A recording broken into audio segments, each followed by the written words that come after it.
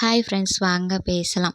நம்ம வீட்டில் எப்போவுமே அக்கா, தங்கச்சி, அண்ணன், தங்கச்சின்னு இருந்தோம் அப்படின்னாவே, நமக்கு தங்கச்சியாக இருக்கவங்களுக்கு அது என்ன விதிவிலக்கான்னு தெரியல. எப்போவுமே பழசு மட்டும்தான் கிடைக்கும்.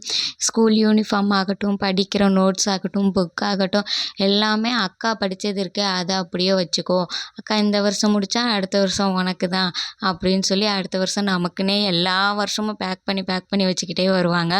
ஆனால் நம்மளோட லக்கு 10th முடித்தோடனே 11th அவங்க வேறு குரூப்பாக இருக்கணும், நம்ம வேறு குரூப்பாக இருக்கணும்னு சொல்லி நம்ம மனசில் வச்சுருப்போம்.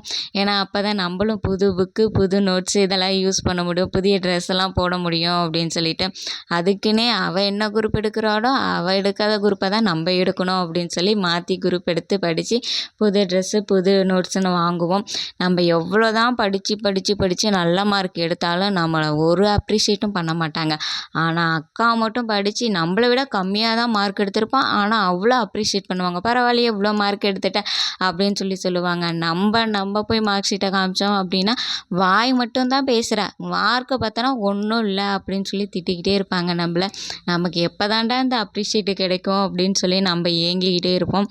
ஆனாலும் அது நம்ம வாழ்க்கையில் நடக்குமான்னு நினச்சி பார்க்குறப்ப கொஞ்சம் கஷ்டம்தான் போல வாட்டுக்கு. ஏன்னா நம்மளை திட்டிக்கிட்டே இருந்தால் தான் நம்ம முன்னேறுவோன்னு அவங்களுக்கு பெற்றவங்களோட ஒரு மனசில் நம்ம அப்படி தான் நினச்சி வச்சுருப்பாங்கன்னு நினைக்கிறேன். அதனால் எப்போ பார்த்தாலும் நம்மளை திட்டிக்கிட்டு தான் இருப்பாங்க. நம்ம எவ்வளோ பண்ணாலுமே அவங்களுக்கு அது பெரிய விஷயமா தெரியாது. ஆனால் பெரிய பிள்ளைங்க சின்னதாக ஒரு விஷயம் பண்ணிட்டாங்க கூட, ஐயோ என் பிள்ளை இவ்வளோ பண்ணிட்டா அப்படின்னு சொல்லி பேசிக்கிட்டே இருப்பாங்க.